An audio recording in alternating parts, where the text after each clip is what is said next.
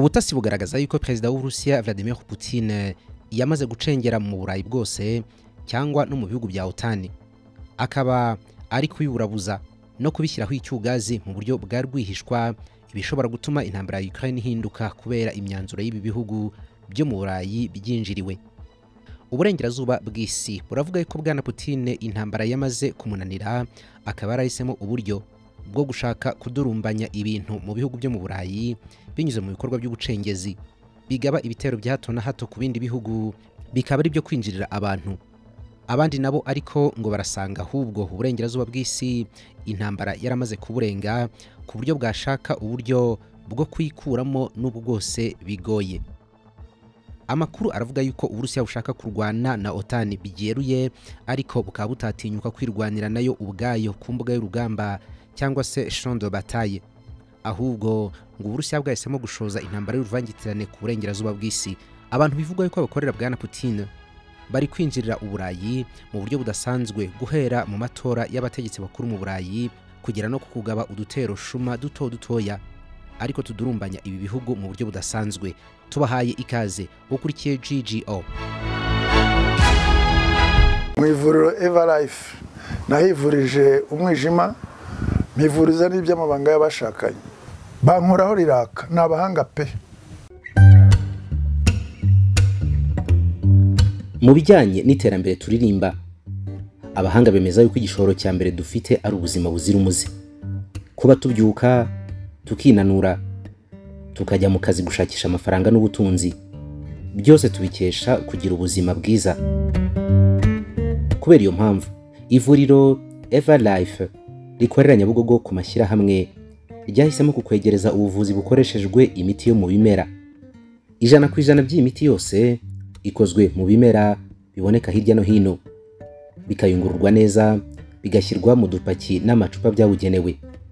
Bavura indwara zinyuranye zirimo umwijima, gufasha abarwaye diabete, sinezite, kuringaniza imisemburo yanatuma abantu benshi babura urubyaro, gutakaza ubushake bw'amafunguro appétit, amara, asima, ububabare, indwara z'uruhu, ariko bakagira n'umwihariko wo gufasha abantu bashaka kuva ku biyobyabwenge.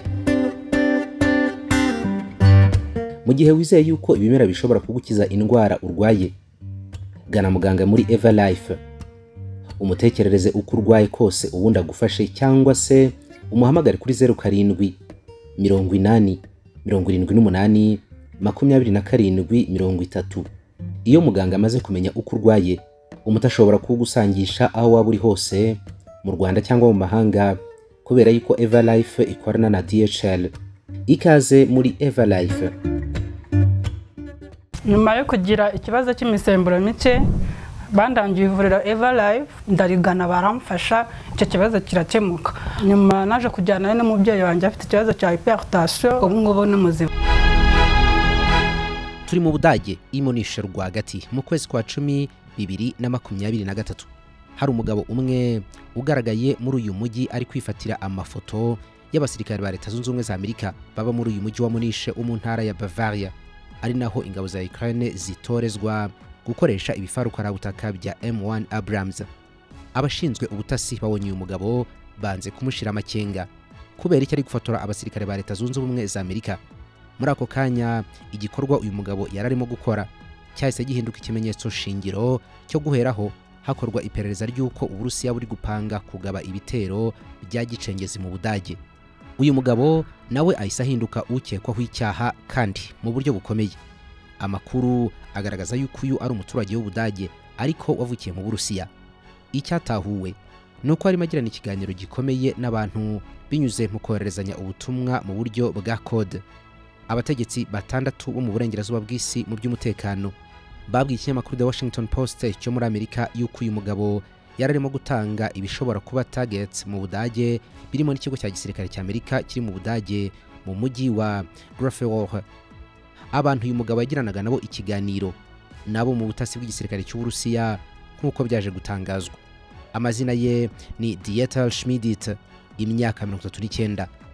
Mu kwezi kwa 4 yarakatiwe ashinjwa kuba intasi imwe mu ziri gucura umugambi mutindi ku Budage. Yiswe intasi yakoraga gicengezi ikorana n'Uburusiya. kuva icyo gihe uburayi bwakwirakwiriyemo ibitero byinshi cyane by'ubugizi bwa nabi binyuze mu buryo bwo gucengera mu butegetsi n'izindi nzego. Byiswe umugambi wa Perezida Vladimir Putin wo gushaka kuburabuza abaterankunga ba Ukraine bo mu burengerazuba bw'isi. Mu kwezi kwa karindwi 2024, nyuma y'iperereza ryo ku rwego rwo hejuru cyane ryakozwe, umwe mu bategetsi bo hejuru muri OTAN yabwiye The Washington Post ati erega Uburusiya buri kurwanya uburengerazuba bw'isi bikorewe mu burengerazuba k'ubutaka bwa OTAN. Ati ubu turugarijwe cyane nicyo kintu duhanze amaso. Uyu mutegetsi yanze yuko amazina ajya ahagaragara muri The Washington kubw'umutekano we, kubera ko hari amakuru yandi yatanze asa naho akomeye yanga kwishyira hanze. Ubwo ari Prague muri Repubulika Czech mu nama yo mu kwezi kwa gatanu, umunyamabanga mukuru wa Leta Zunze Ubumwe za Amerika bwa Antony Blinken yavuze yuko buri munyamuryango wese wa OTAN yagaragaje iki kibazo cy'Uburusiya ko bukomeje gukaza ibitero byabwo by'uruvangitirane ku bihugu bitandukanye byo muri OTAN. Aha ngo harimo gutwika mu ibanga rikomeye cyane ububiko bw'intwaro zigezweho zemerewe Ukraine, harimo kurengera inkombe z'ibindi bihugu mu nyanja, ibitero by'ikoranabuhanga, kimwe no gukwirakwiza amakuru y'ibinyoma ashobora kwangiza. Byose ngo birakorwa n'abantu bakorera Putin kandi mu ibanga. Iki kibazo cy'Uburusiya bwamaze gucengera muri OTAN ni kimwe mu byafashe umwanya munini cyane mu nama y'umuryango mugari w'ubufatanye no gutabarana mu buryo bwa gisirikare yabereye i Washington DC, hizihizwa isabukuru y'imyaka 75 uyu muryango ushinzwe. Amakuru avuga yuko uburengerazuba bw'isi bwaganiriye ku buryo bushobora gusubizamo. Byagaragajwe yuko ibikorwa by'Uburusiya bisa n'ibitagaragara, ariko nanone bigateza akaga gakomeye cyane kurusha ibitero by'intwaro. Impamvu ngo nuko ibitero by'Uburusiya biburabuza rubanda, hanyuma rubanda narwo ikaburabuza ubutegetsi mu burengerazuba bw'isi.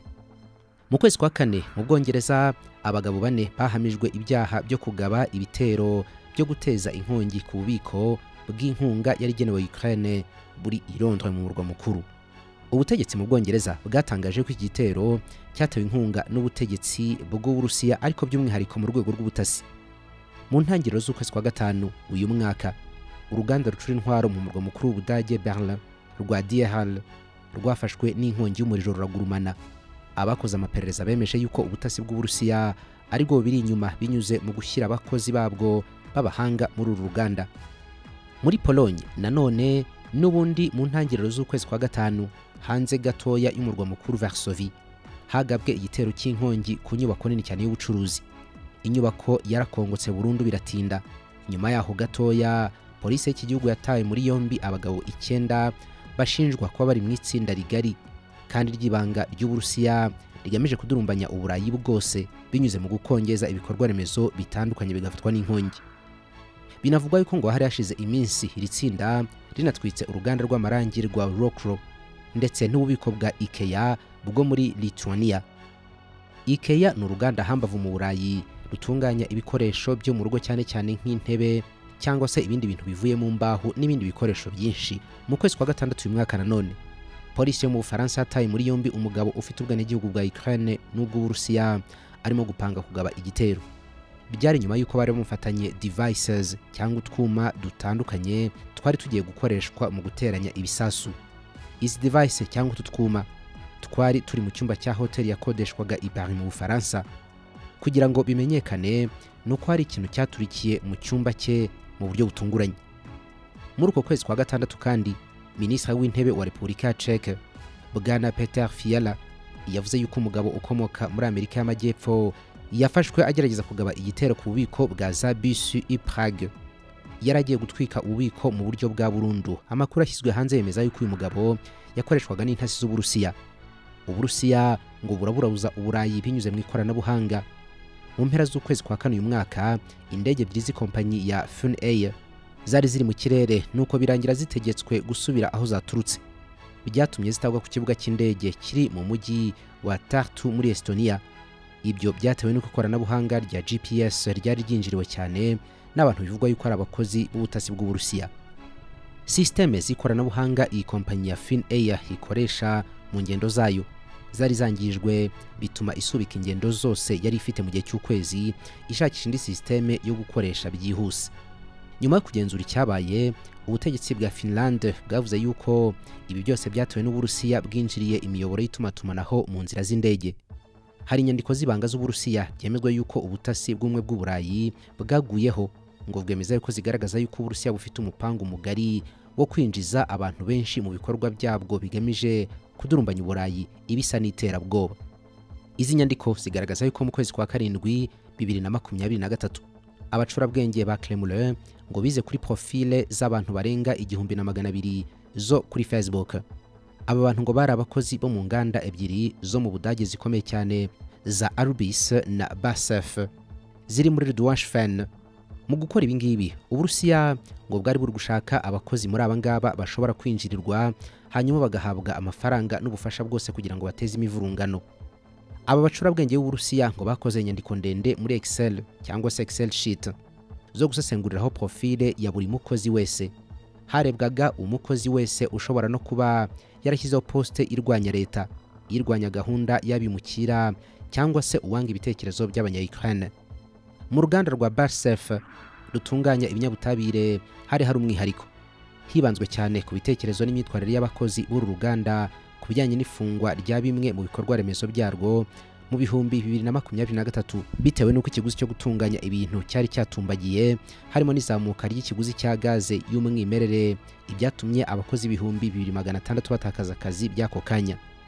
Mu ruganda rwa Arbis rutunganya ibyuma, abacurabwenge b'Uburusiya basesenguye ibitekerezo by'abakozi ku bijyanye no kurwanya bimukira. Muri ya nyandiko bivugwa yuko yibwe mu Burusiya, umwe muri abacurabwenge yaragize ati dushobora kwibanda cyane ku guteza umwiryane ushingiye ku bwoko cyangwa se nanone hakagabwa igitero ku bantu bafitiye inyungu rubanda.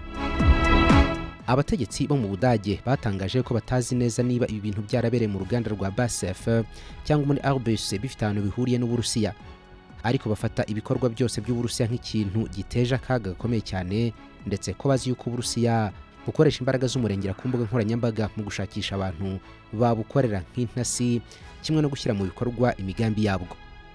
Ku ruhande rw'Uburusiya, umuvugizi wa Kremlin ni Dmitry Peskov aherutse kubwira ikinyamakuru cy'abanyamerika The Washington Post yuko ibyo Uburusiya bushinjwa byo gukora ibikorwa by'ubugizi bwa nabi binyuze mu gucengera ahantu henshi ari ibinyoma n'umugambi w'uburengerazuba bw'isi ugamije kwangisha isi Uburusiya.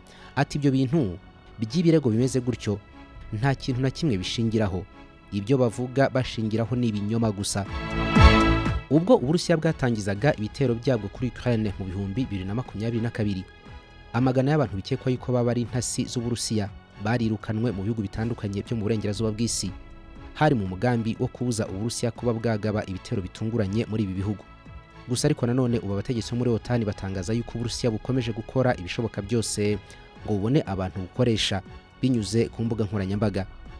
Minisitiri w'ububanyi n'amahanga muri Lithuania Gabrielius Landsbergis aragira ati uburyo turi kugerageza gusubizamo kwakabaye nk'uburyo twasubizagamo mu gihe cy'intambara y'ubutita.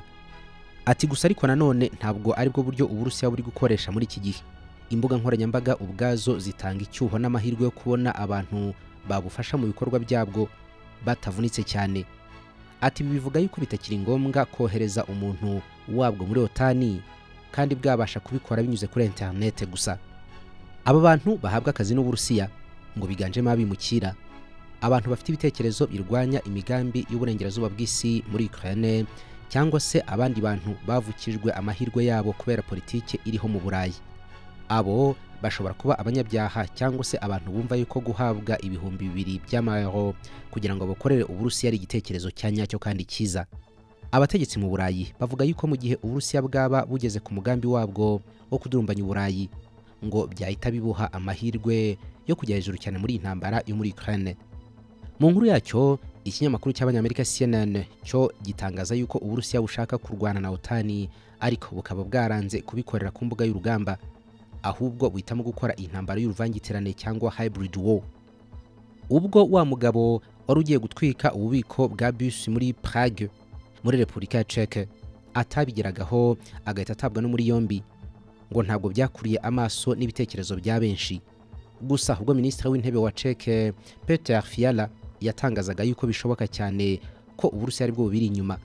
Abantu bahise babyegereza umutima cyane batangira kubitekereza.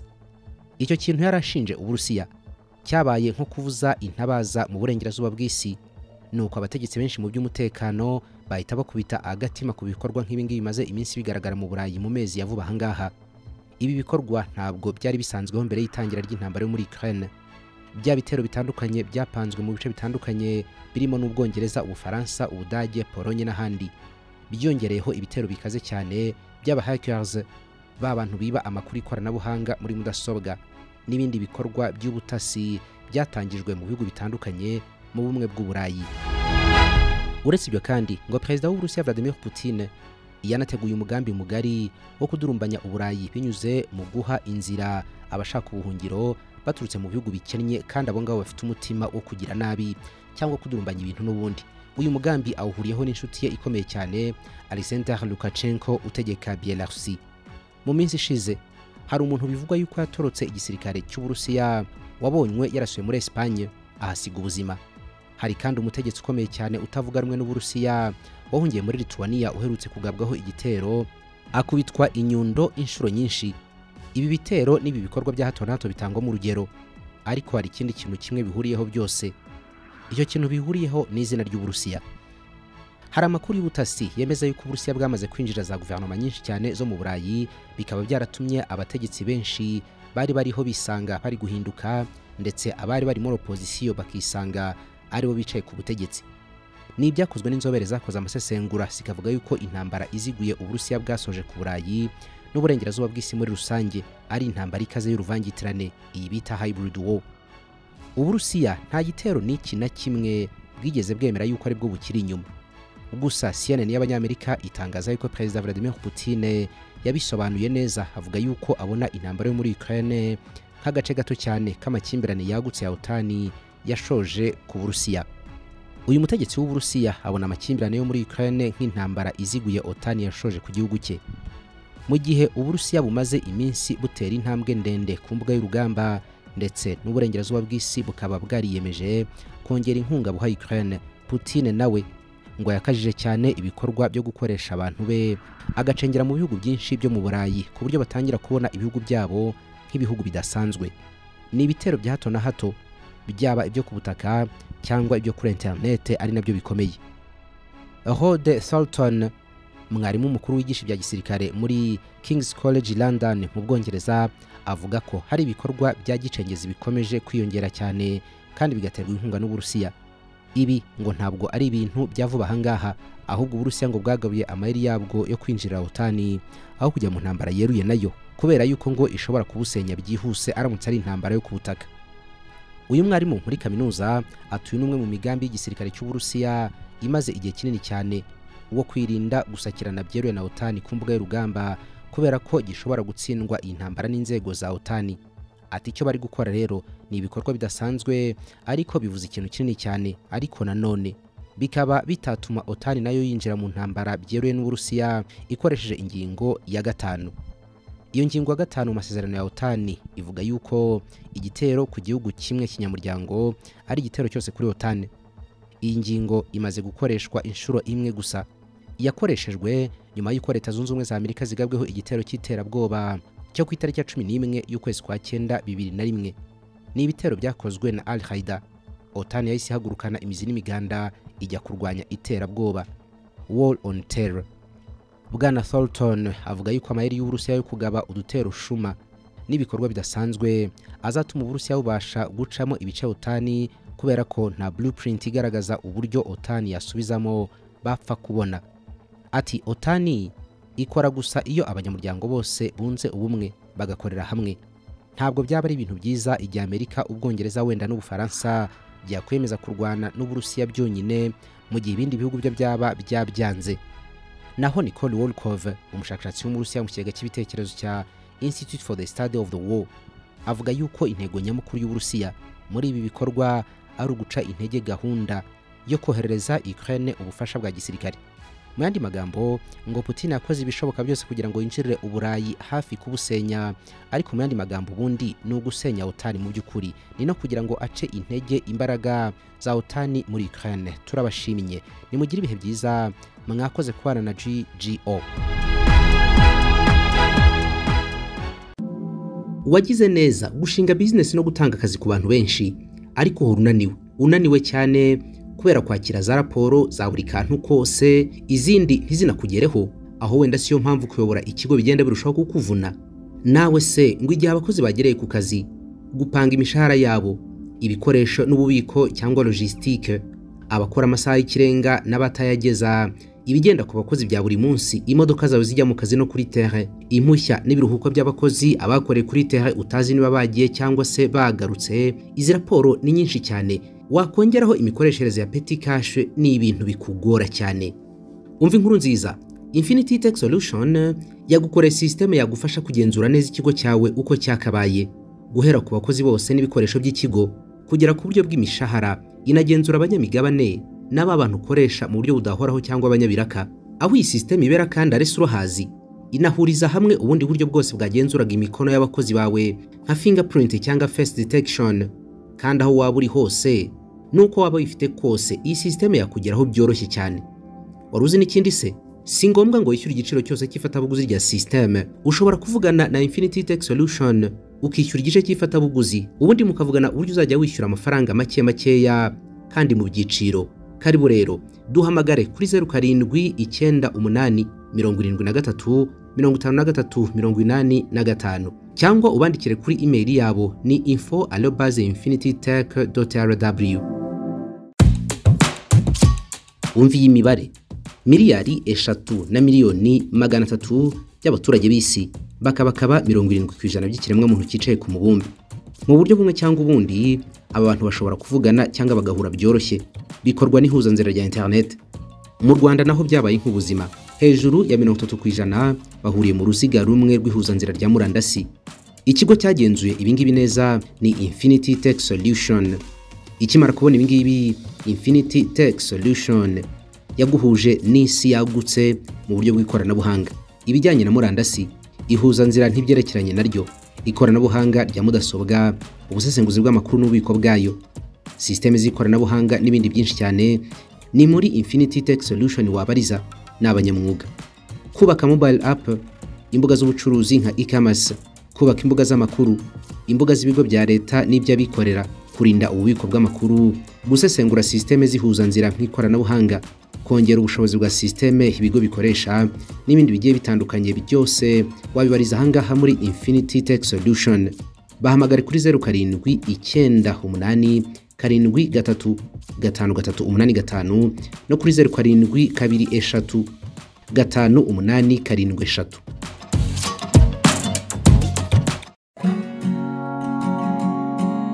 Nigewe mfura mu muryango wacu, abambonye uretse ko nkundira uko ngaragara baranandahirira ngo ndyoshye ibirori nkizihira imisango. Banzi ku izina rya United Gene. Barumuna banjye ni batatu, American Gene, Ingwe na Bombastic. Umubyeyi wacu NBG Limited yadutoje kugira urugwiro no gutanga ibyishimo ku nyoko muntu. Ntushidikanye ku buziranenge bwacu, twabiherewe icyangombwa. Inshuti yanjye, so mucurure ibinyobwa bya NBG kubera ko biri mu bacuruzi bose bakwegereye. Abacuruzi namwe mwikwicisha inyota abakiriya, nimubegereza ibinyobwa barabikeneye. Ngo ntimwegereye uruganda kandi murashaka kurangura, hamagara kuri 0782 16 14.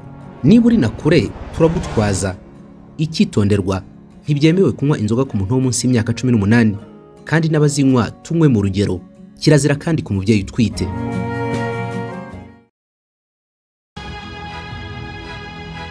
Mu bihumbi 2012 ubwo hatangiraga ishuri rya IBTC Film and Design School ryigisha gufata amashusho, gufotora no gukora film, nta watekerezaga ko byagera ahangaha hose. Ubu abarisohotsemo bayoboye uruganda rw'amashusho aha mu Rwanda no muri East Africa, n'abakozi b'amateleviziyo, niba rwiyemezamirimo, bafite n'ibindi byinshi bakora.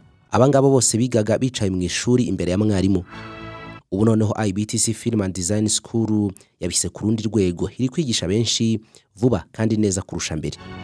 Impamvu nuko ubu bakoresha ikoranabuhanga ryo kwigishiriza kuri internet online. Dore ikintu ukora, hamagara kuri 0788 54 302 cyangwa 0728 54 302 cyangwa unabandikiye kuri WhatsApp kuri izi nimero zombi bakubwire uko wishyura amafaranga y'ishuri. Ukimara kwishyura baguhereza link ya Google Classroom, ahasigaye ufate amasomo yicariye iwawe cyangwa mu kazi wambaye za écouteurs.